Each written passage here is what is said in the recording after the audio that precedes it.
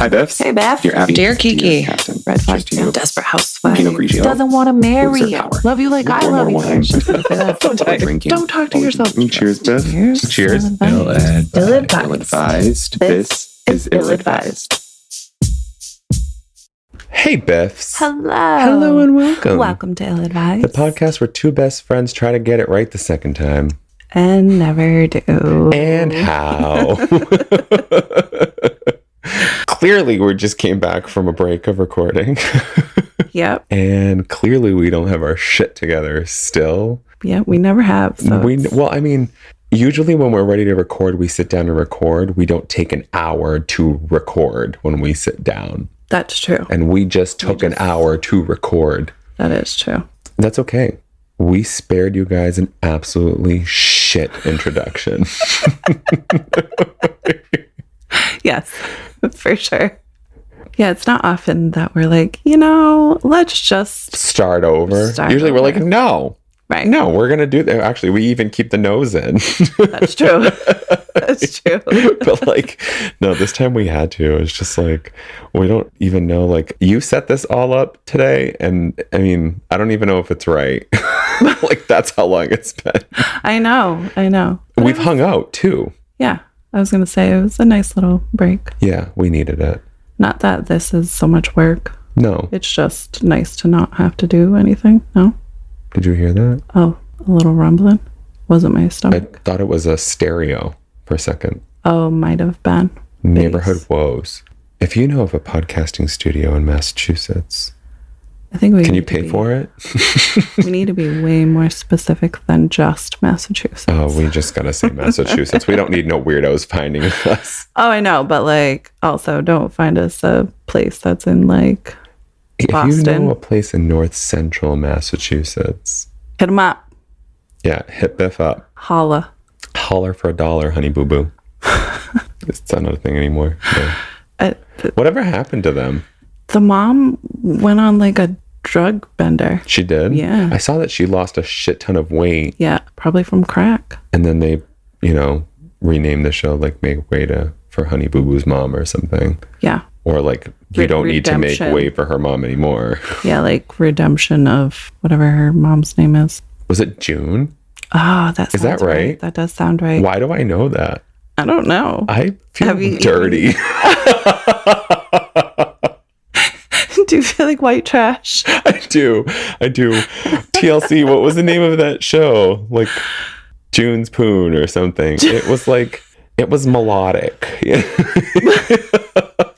Yeah, we've never even seen an episode of. I've only seen Okay. memes, I think. And I just see clips. the commercial, the Yeah. previous. Yeah, that's it. Well, Mama June. Mama June. Mama June.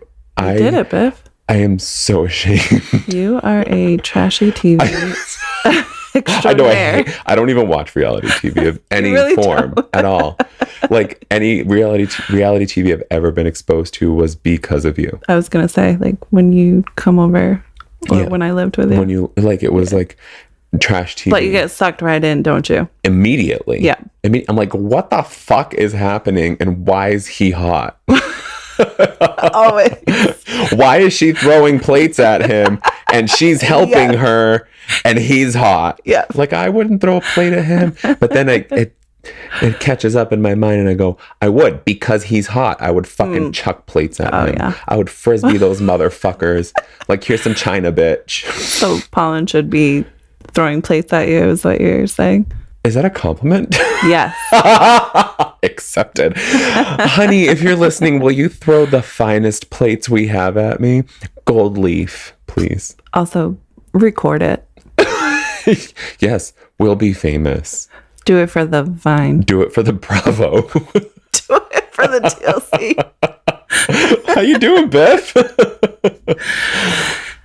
It's been a rough, probably 2 weeks for me, but I am hanging in there. Yeah. Yeah. Hanging I gotta get back to yes, and to the left. Thank you. I love descriptive words. Yeah, I gotta get back to the self-love thing. Oh, yeah. Yeah. Yeah, I forgot that was a thing. I know, right? Who out of everything in the world, that's got to be the hardest to do. Just fucking love yourself. Right.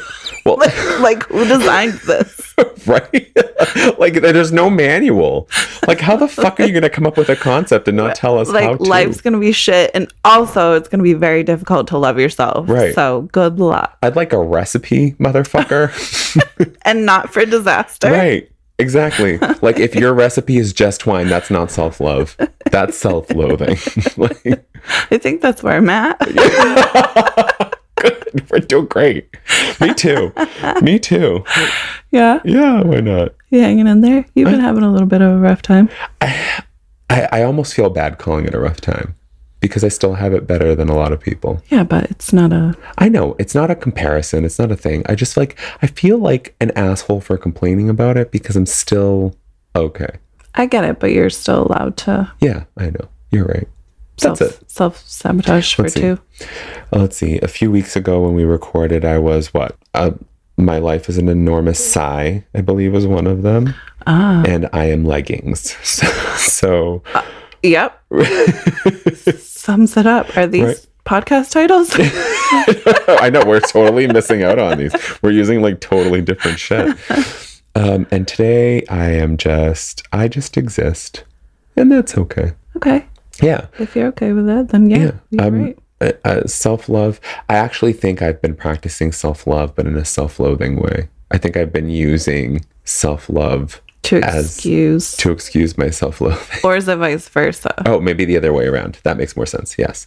Overall, you're on the same cycle you are, apparently, or not, but maybe. That's for a later podcast. Shall we skip to the wine? Yes, please. No, right. Before we start going down a different path. This week's wine is a Carmenere. Carmenere, a 2019. Do we know what a Carmenere is? I've literally never heard of it in my life. Actually, you've had a Carmenere with me before. Oh, great. From Casillero del Diablo. Oh, I remember that name. Yes. I just do not remember Carmenere. Yeah, we've had it before and we actually liked it. That one. We had to look up how to pronounce it. Yeah, because we didn't know how to pronounce it before. Yeah, that's why I don't remember pronouncing it before. Oh, that's why. Because before I think we said like Carmenere or something like that, or Carmenere. But it's a Carmenere. And this one is Chilean, which is very common for this varietal. As we learned, this was something that used to grow very heavily in France, but now has been kind of relegated to that region in South America. So is this a rare wine? No. Oh. Well, I don't know. I mean, it was $18.99, so yes. I was going to say the price point, no. No, it's not. It's Pacha Reserva, but it's Viña Martí. So I think that's the vineyard, and their reserve is what they call Pacha. I don't know. It's a super cute bottle. It is really cute. Shall I? You shall. Okay. Pacha. Do it in your Brofia voice. Oh, we haven't introduced the listeners to Brofia yet. This is going to be great. We're about to. I don't know if I can do the whole thing. All right, I'll try. Pacha. In local language means the earth of the world. A concept closely related to nature and how we interact with it. We grow our grapes from the Pacha Mama, Mother Earth. Oh my God. I can't keep reading this. I'm going to drink while you're reading. Right in front of the impressive Cordillera de los Andes mountain range. This situation gives vitality to the soil and vines, creating a beautiful connection between the origin and your glass. Oh, that's poetic. That I is like cute. that. Pacha wines are created with passion and excellence, with a distinctive character that makes them unique. They are a perfect balance between old and new world styles. Pacha wines. Drink responsibly. If ever there was a reading they had to do in this voice, this one was made for it. Really? Pacha Mama. I would have thought like a eulogy or something. You're welcome to do that voice at my funeral. Oh, I can do yours. Can you let your family know I'm eulogizing I was you? going to say, my dad might punch you. He doesn't keep up with the reels. Well, you know what?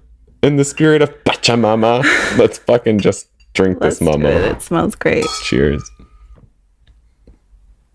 Ooh. Makes me want a cheese real bad. It really does. Makes me want like salami. Yes. Like that peppered salami that we like. Yes. Or is it? The hard salami. The harder the better. But this is really good. Back to the wine. Pacha Mama. It is good. It's delicious. Oh, I could drink this forever. I was going to say that's good because you are. All right, round 3. Mm-hmm. Ready? Mm-hmm.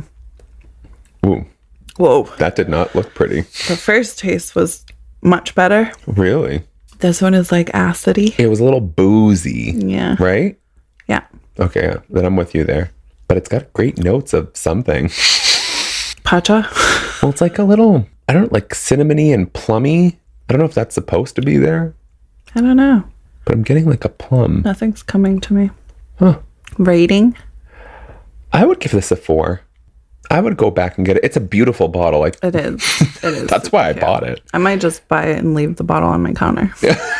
You can just have this bottle. Actually, I'll take this bottle, then you buy me one, and then you can Yeah. keep this bottle. Yeah. Okay. Yeah, I like it. I would drink it regularly. This is one of those, actually, this is one that I would have when I came home from a really busy day at work, and I would, if I worked, and poured a glass and then cooked dinner with. I don't think I would eat dinner with this one. No, salami and cheese. Yeah. Or just cook dinner with it. Yeah, I'm with you with a 4, I think. Yeah, because I would totally buy it. I got questions this week. You got questions? Still no answers. Never. Never. What's the fun in life? If not to have answers to our questions. If not to guess what the answers to our questions are. Oh, I like that way much better. Way much better. That way. That way. That way. Oh, much that better. way much better. Your English is so confusing. How long have you been in this country? All English is confusing. This week we're visiting our friend, the Ethicist, for the New York Times Magazine. Yay. Yeah. We did this one once, I don't know, a dozen episodes ago or so. Yeah. We really liked it. So let's give Kwame Anthony Appiah another shot, shall we? Let's. This first one is called Should I Pretend to Love My Stepchildren? Oh. This is from January 28th, 2020. I married into my husband's family decades ago. We have one child together whom I adore. The rest of the children are from his previous marriages. I get along superficially with all of them. I make conversation and act interested in what they have to say. I tell them I love them when they say it to me. Generally, they have treated me very well, and I think they actually do love me. But I do not have any real feelings for them. Oh. I have never wanted much contact with people. Having interactions with all of them over these years has been painful for me. Yikes. I fantasize about severing contact with his family once my husband dies. Is my pretending to care about them unethical? Name withheld. I have so many questions. I don't have answers. Clearly, this is a very short question. I know nothing about name withheld. I have so many questions. Go ahead. That was the whole question? Yeah. That's why I told you I have none. How old is your husband if you're waiting for him to die? Right. How old are the children? Did it say how many he had previously? The rest, which I actually was laughing at internally while I read it. The rest of are, them. Yeah, like, fuck the little people. I do like that they pointed out that just in general, connecting with people is like not their thing. Right. So that does kind of not justify, but it does tell us that like, Gives you an idea. yeah, this person just in general doesn't like It's just people. not a people person. Right. Like, Which, fine. right. Okay. And I also can appreciate, I think is the right word, that they, I guess, fake, that they're still Fake it until they make it, like, or just fake it until... just, isn't like cold to them and like cut off. And, Right. If they say I love you, they say it back. And also, I think it's a valid question in the sense of it's sometimes a complicated situation when there's stepkids and biological children. You know what I mean? Yeah. It's not always just one big happy joined family. It's true. So I can appreciate the genuineness, Authenticity. Yeah. Yeah. It's not, it's kind of a valid question, even though I feel torn about it. Like the question whether or not it's ethical. Like, you knew your husband or wife had children prior to you getting married. So you literally signed up for that. That's where I'm kind of torn, because I'm like, I don't think I would marry anyone unless I truly loved any children that they had. You know what I mean? Right. That's the only part where I'm torn. But, well, right. Because they are at least trying to, like, pretend to. Right. So it's not like they're just like, fuck his kids or her kids. Right. I married into my husband's family decades ago. So, yeah.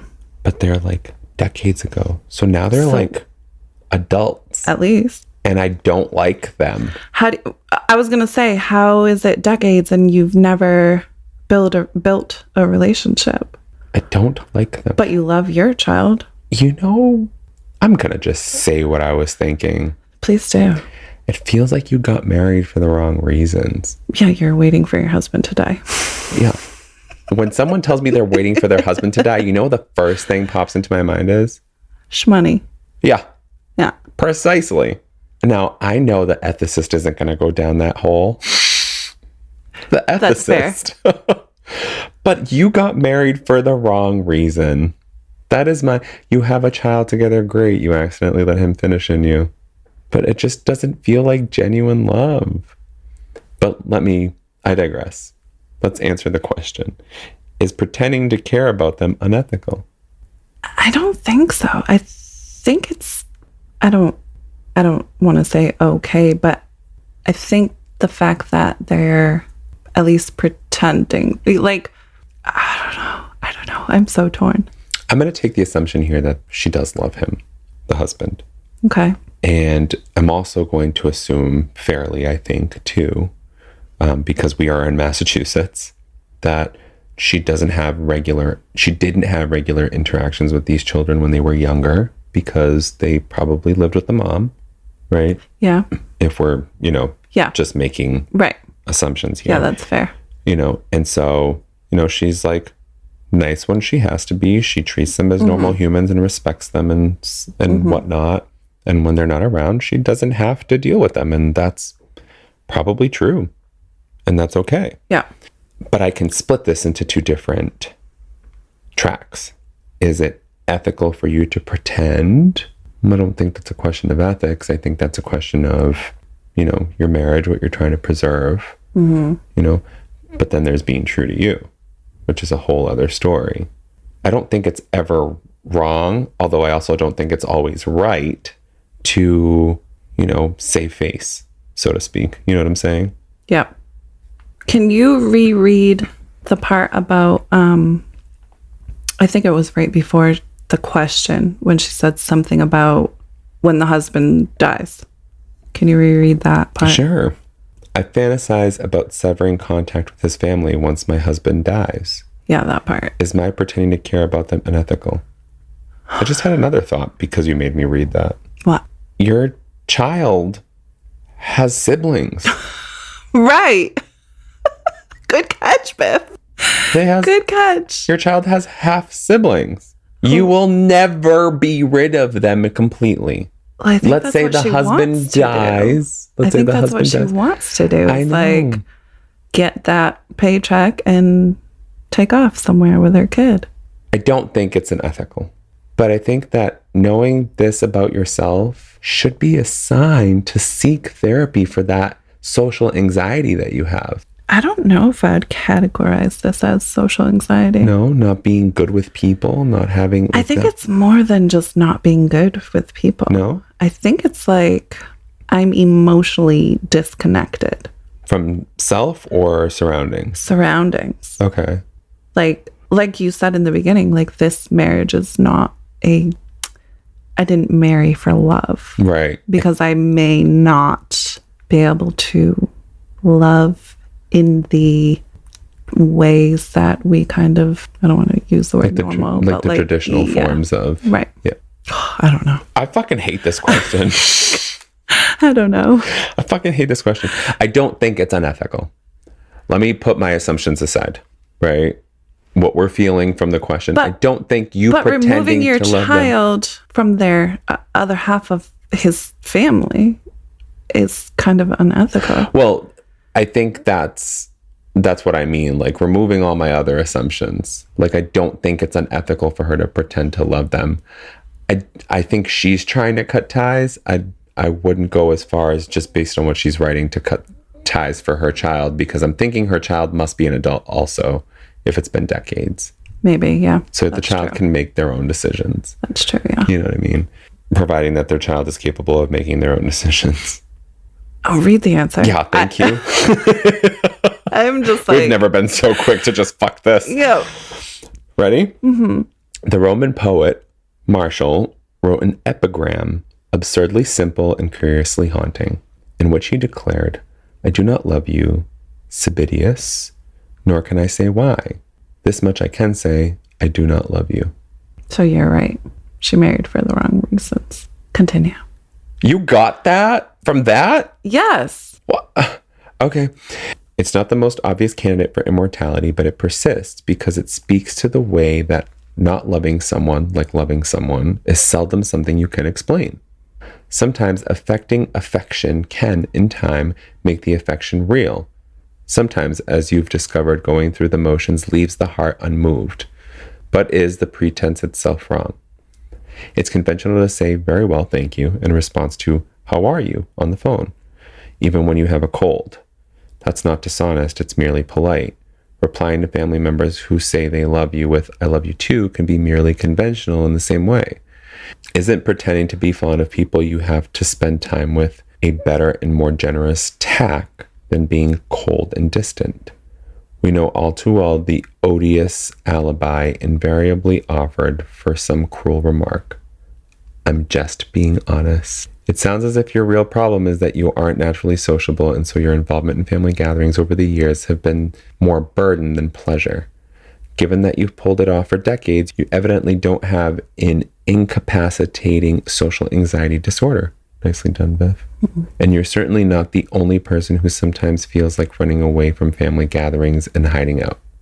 Yet plainly, it's harder for you than for most.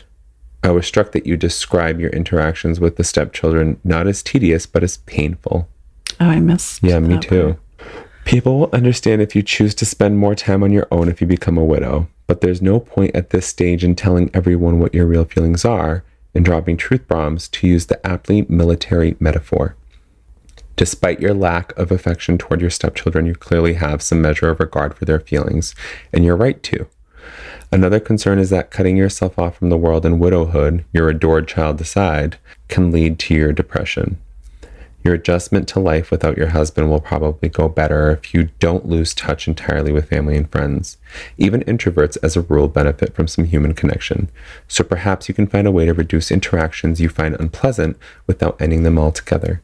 Create a life that suits you, but in doing so, try to minimize the injury you do to others. I like it. I love this very fucking wordy response. Yeah, I think we both did good collectively. We just said it in way different language. Yeah. We said it in English. Yeah. But I kind of love the spin of that social anxiety / like, but you'll lead yourself to depression. I love kind of the facets of it, the different perspectives of it.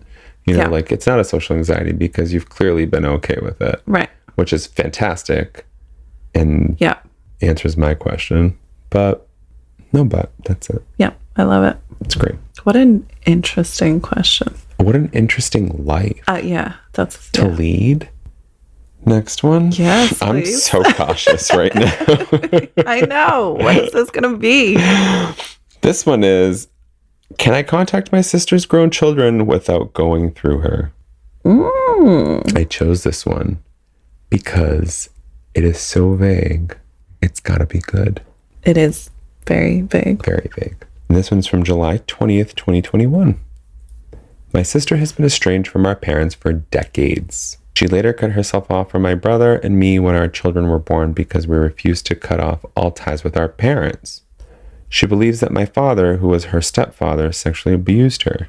While we couldn't confirm her recovered memories with our own memories, we didn't deny them. Even if there was horrible behavior like that and not the more ordinary types of neglect and abuse that we do remember and could confirm, we wouldn't choose to never see or talk to our parents again. I attended a therapy session with her and was only given this extreme choice. I'm younger, so my memories are those of a small child. It is important to me to be true to what I do remember. My sister got married and had children of her own. During this time, I've occasionally contacted her, but have never been able to come to an agreement that is mutually satisfactory. She told me that her children know nothing about any of us and think her parents are dead. At this point, that is now true. My father died 10 years ago and our mother died recently. Neither ever met my sister's children. Her children are adults now, and it seems like a good time to try again to try to end the estrangement. But I'm not sure what is the best way to proceed. I have tried to respect her wishes by not going to her house or writing to her children secretly. I do know where they are and could reach out to them by email. My children would also like to get to know their cousins. In the spring, I emailed my sister and encouraged her to coordinate a first meeting of our children, but received no reply. Is it ethical for me or my children to get in touch with my niece and nephew without going through my sister? Oh. That's a lot. Yeah, it definitely wasn't what I expected. No. Can I say one thing off the bat? Yeah. Being true to what your memory is and also not denying your sister's experience is huge. Yeah. Is huge. Yeah.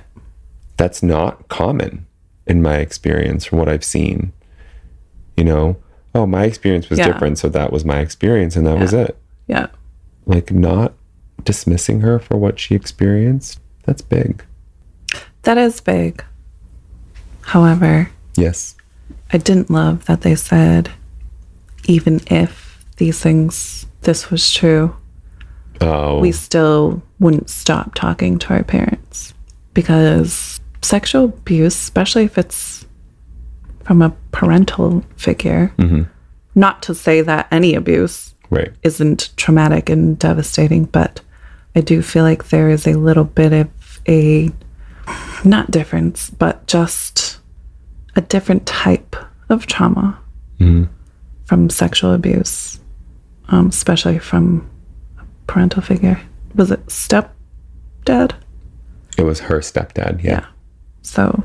Yeah, it's just a different trauma. It's the person who's supposed to be protecting you. Right.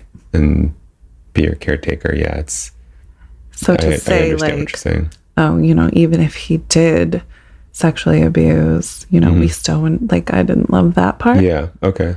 Yeah, I didn't catch that, so... Or rather, it didn't pop out to me as the reader. Yeah. Should have. As for the question, this is tricky. The sister clearly hasn't, what's the word? Reconciled? Yeah, maybe, yeah, I guess reconciled, healed. It felt very much like I shut out this part of my life and now zero part of it is going to, you know what I mean? For even, is the sister in contact with the siblings? It doesn't look like it. So yeah, to completely cut out that whole existence. Right. That's... Again, I'm coming at it with a double-edged sword, right? Yeah. You clearly want to have some sort of relationship with your sister and your sister's kids, but going to your sister's kids directly is a surefire way to not have a relationship with your sister who clearly has no issue cutting family off. Yeah. But your kids can do whatever they want. That is kind of fair. You know what I'm saying? That is kind of fair. Your kids can do whatever they want. If they just happen to find their cousins on Facebook. Yep. Hold you harmless. I don't think it's ethical for you knowing your sister's feelings and without getting her blessing for you to go forward and contact her children.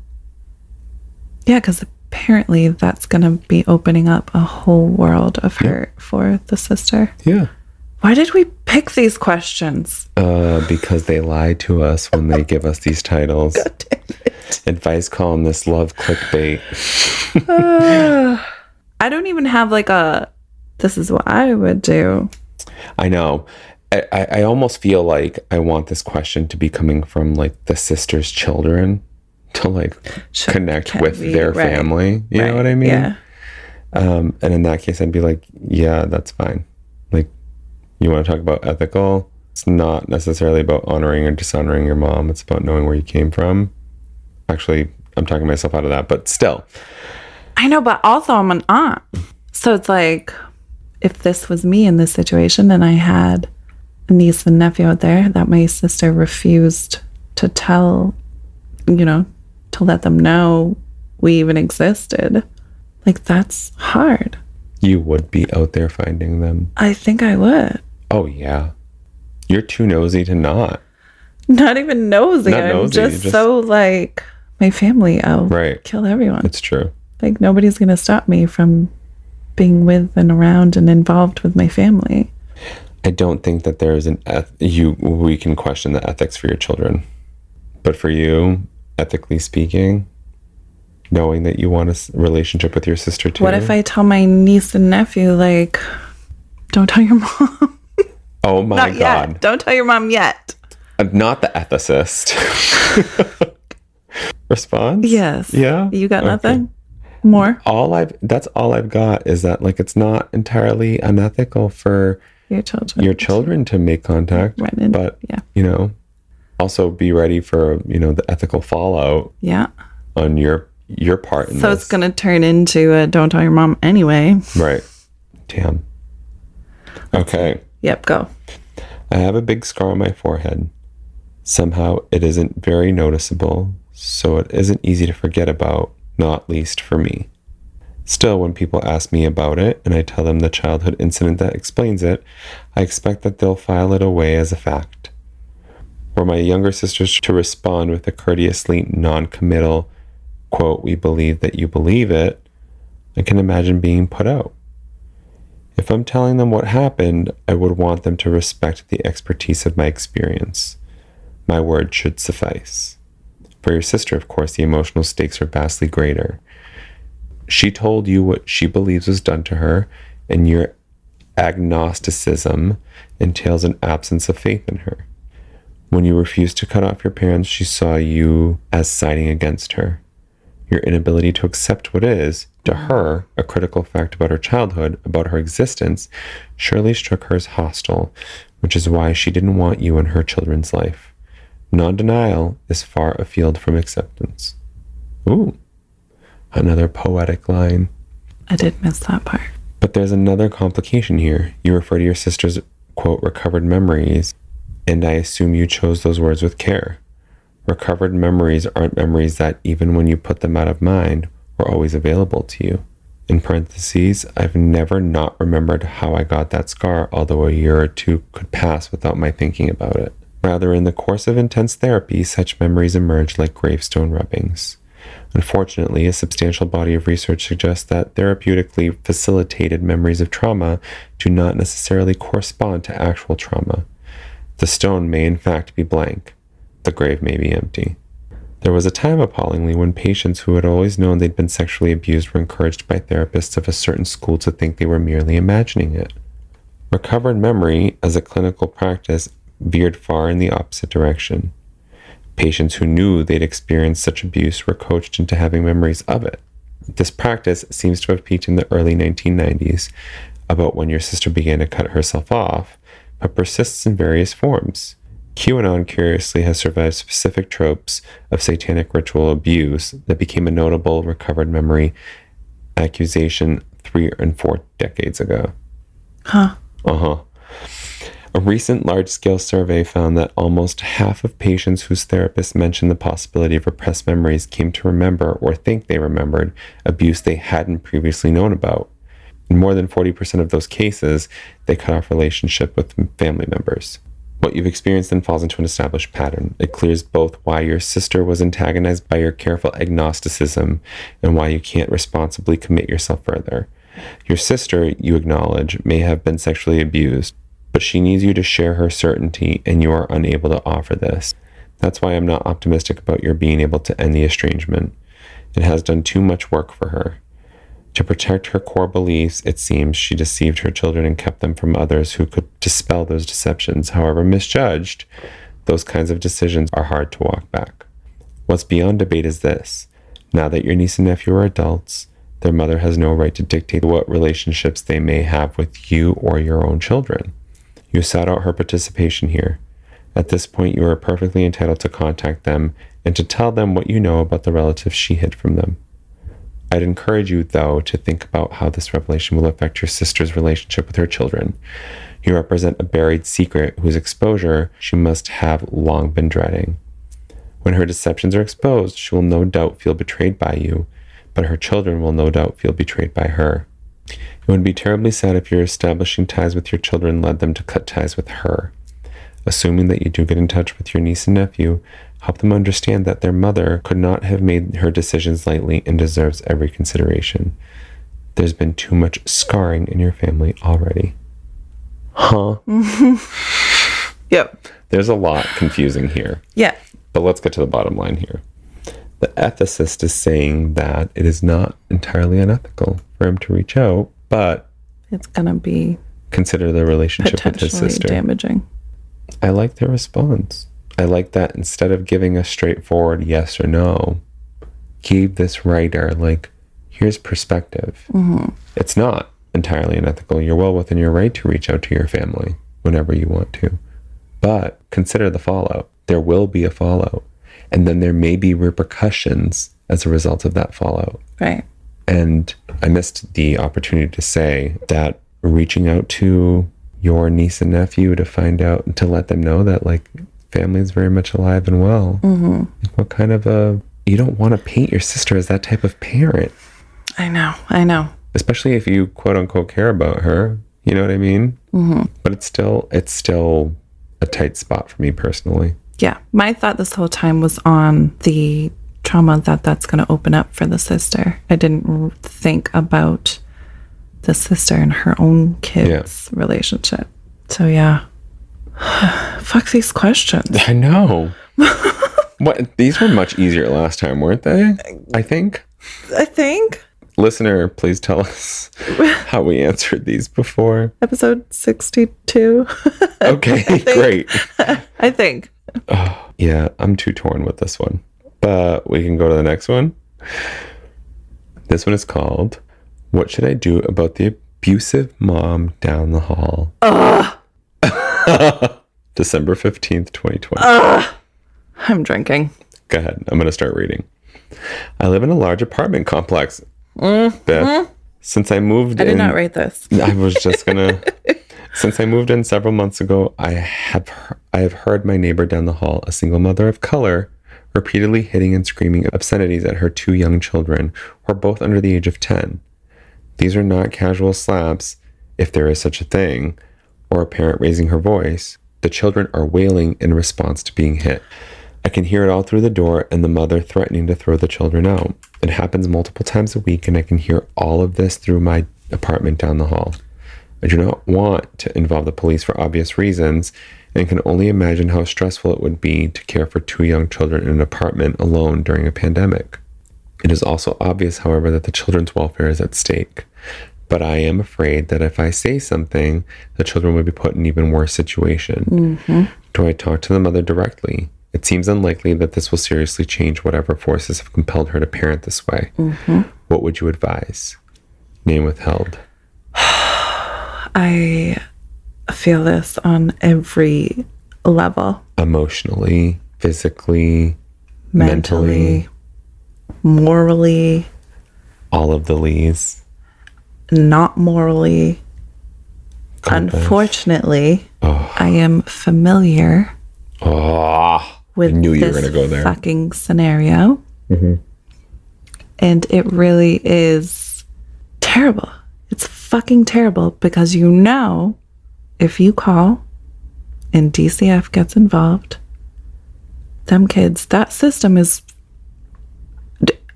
maybe equally as bad as growing up in an abusive home, like if not worse. Is it? Oh, I don't know anything about it. Fucking awful. It is just, it's so bad. It's so bad. And it's like, I've actually yelled at a mom out my window who was screaming and cursing, and I don't give a fucking to her child who's probably close to my daughter's age. And the first time I heard it, like, I immediately was like, for all red context, and, your like, daughter's about to be 4. yeah. And I live in An apartment complex. And I just got so angry, but I didn't say anything. She's out in the middle of the parking lot, just screaming. Her kid is in tears, hysterical. And I just was filled with, like, I literally want to run outside and go grab the baby and run back into my house. But I just, whatever, let it go. And then it was either the second or third time that the same lady doing the same thing right out in the public, right out in the parking lot, just screaming and cussing at this child in tears, crying. And I finally yelled out the window at her. And I was just like, can you fucking not? Like, can you not? And I don't remember her response or if she responded to me, but it's so... Now, my understanding is with cases surrounding child abuse in custody, they try to keep, not that I'm expecting this writer to know this, but they typically, don't they try to keep the child with relatives before they go to foster or a group home or anything like that? I believe so. I don't know for sure, though. What do you think about the ethics of her saying anything? I mean, I think the writer hit the nail on the head when they said, I think this is fail. Whether I say something, it's not going to change anything. And then if I call and report her, it might be worse. It could be worse. How do you deal with that, though? Having to constantly endure this. How do you balance, like, I'm sick of hearing this versus I'm afraid for these children? Well, I'm afraid for these children either way. You know, they're screwed either way. So for me personally, I just try to remember we're all at where we're at. And we can't give more than we have.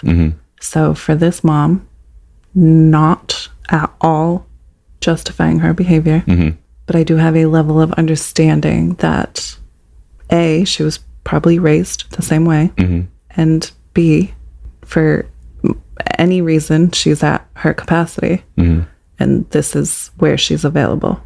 So I try to take that along with the fact that children are very resilient. And I try to just let okay, all right, okay, because if you think about it, even if that child is, you know, being emotionally or verbally or even physically abused, them getting ripped away from their parent, especially if it's a single mom, their only parent, presumably, that's devastating. Yeah. They'll get over the cursing and screaming and sometimes hitting. And I say that loosely. There'll be issues later. Right. In life, We're not condoning behavior, period. Right. They're not going to just be unscathed, but they'll wake up the next morning and be okay. Versus now I'm waking up in a strange home or with strangers or not my mom. Right. And that's even more, you know? So fuck this. Fuck this question. Fuck I'm these torn questions. because not knowing about the system, I know I won't be able to sit there night after night listening to this, thinking that they're better off with this parent. And, That's true. And not knowing about this. Yeah. You know what I mean? Yeah. I know that I won't be able to sit here night after night. I know that talking to her will not make a difference. Oh, no. It will not work. In fact, it's just going to add fuel to the fire. Probably. Right? And so, to me, it's almost worth rolling the dice rather than staying. it's worth the gamble. In other words, that having faith in this system that's supposed to be good, right? It's supposed to be. I was going to say, I know you know better than that. You know what But I'm saying? No, yeah. Like, just not knowing about the system, it would be worth the gamble. Right. Your assumption Right. is this system is put in place for these children. For this reason. To better these. Because I'm with you to a degree that children are resilient. After that, we have no control. Otherwise, we'd all be okay. Yeah, I think that's what I was trying to word. You know, when like I was saying that, like, those traumatic experiences are traumatic. Like, they'll after a point. Absolutely. You know There's what I mean? definitely damage being done for sure. Like getting backhanded by my mom once. Okay, my mom backhanded me. She was sorry. She felt bad. Twice, 3 times now. I'm like, every time she raises her hand, now I'm ducking. Yeah. Even though she's just I'm literally like and, grabbing something right. next to me. Right. You know what I mean? So that's the part that's hard for me. So imagine that, but then imagine getting ripped away from your mom. I know. No, I'm with you. I'm not against you at all. Because I can't. I won't. Right. but I'm Big Mama's boy anyway. I can't. I don't know what's better and what's not. I can't answer this question. I can't. Just very honestly, this is, if I were writing a column, I would not have picked this question to respond to in a publication. Yeah, it's sad. It's sad. And it is sad. I don't know. Also, let me ask this. Calling an authority does not automatically put those children in. Right. I was actually thinking about that while you were talking. Like, what if there is a they call therapy the cops? Or a social worker type aspect first, right? I think that's a part. As long as they're not physically abused. If a cop shows up and there's no visible signs of abuse, then it's pretty much okay, ma'am. Have a good night. They don't. If there's no visible. Now I'm gonna turn it around from experience. Cops and educators are also mandated reporters, regardless of whether or not there's physical signs. So even if they went to school and a cop came and checked things out and saw everything was okay, if there was repeat conversations about it, they would be required to report it to the state. The state would then assign a social worker. That's in Massachusetts. Right. So then this caseworker would show up and it wouldn't see that there's food in the cupboards. The children are not black and blue. They make regular visits. They work as for how long? When does the case get closed? Sorry, Mom. I don't know how long we had ours. Weeks, months? It was months. Months. Yeah. Of like a weekly visit? Weekly visits. Yeah. And this caseworker would talk to us, talk to my mom's partner at the time, ask questions, would mediate conversations between all of us. Okay. Even took us out as children to kind of get information from us. You know what I mean? Like bonding. Like we went to like a local arcade type of situation. Right. So, but that's just Massachusetts. I don't know what other states operate with. Yeah, I have no idea. I barely know what our states. Right.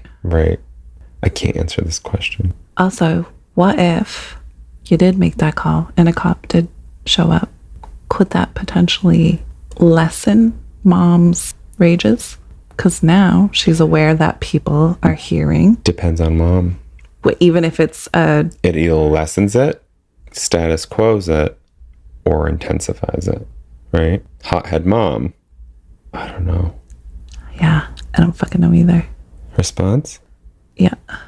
I'm excited for this answer. It does sound as if what you're hearing may be child abuse. A particular concern is that these rages are a regular occurrence. You shouldn't rush to call the authorities when you see someone losing it in what might otherwise be a caring relationship. People don't have to be what you'd consider good parents to retain the rights and responsibilities of parenthood, but there is a bar beneath which they should not fall. Would talking to this woman be helpful? You could try, but it's hard to be optimistic. A neighbor whose first interaction with you concerns the question of whether she's abusing her children isn't likely to give you much of a hearing, and sadly, mistrust may be heightened if she's black or brown and you aren't. If you are already on friendly terms, you could offer to help with the kids and perhaps reduce stress that may be one cause of the violence. But clearly you aren't, and a pandemic probably isn't the right time to begin a relationship. In any case, the situation needs attention now. Your reluctance to involve the police, who aren't likely to have the relevant training, is justified so long as you don't judge the children to be an immediate risk of serious harm. If you did report this ongoing situation to the police, what's supposed to happen is that someone from the agency responsible for child protective services, different municipalities use different designations, would be dispatched. But things can go wrong. So the best course of action would be to call the Child Help National Abuse Hotline or a local alternative and get a referral to the appropriate agency in your community. A trained caseworker can look for evidence of neglect or physical injury and intervene when necessary to help people who are dealing with mental illness or substance abuse or are just stressed out. Alerting the authorities isn't something to be done lightly, and you're right to be concerned about making a bad situation worse, but you can reasonably hope that the social service professionals will use good judgment. I like this answer. Yeah. A lot. I'd never considered something outside of the police.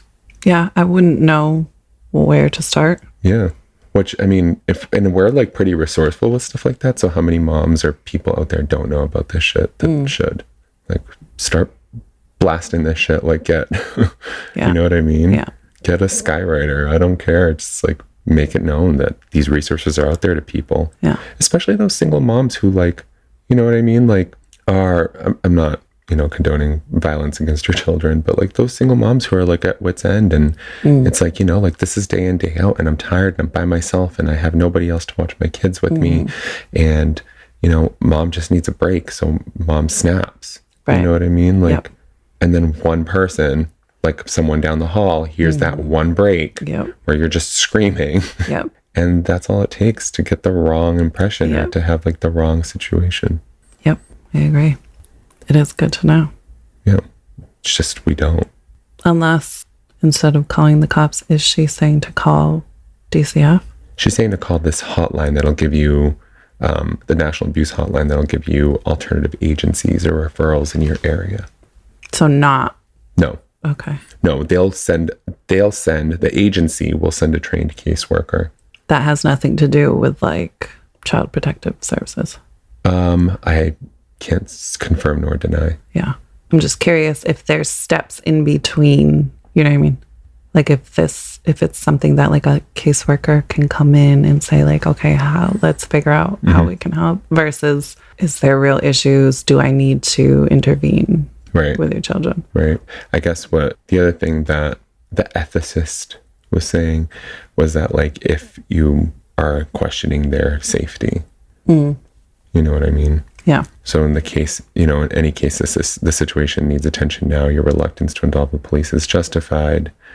If you did report this ongoing situation to police, what's supposed to happen is, I'm just rereading that section. So that child protective services thing would happen with the police, like I described. Right. Yeah. That's why I was curious. But if she called that National Abuse Hotline, So there may be another agency. Yeah. I don't know if that's always the case or. That's good to look into. Yeah.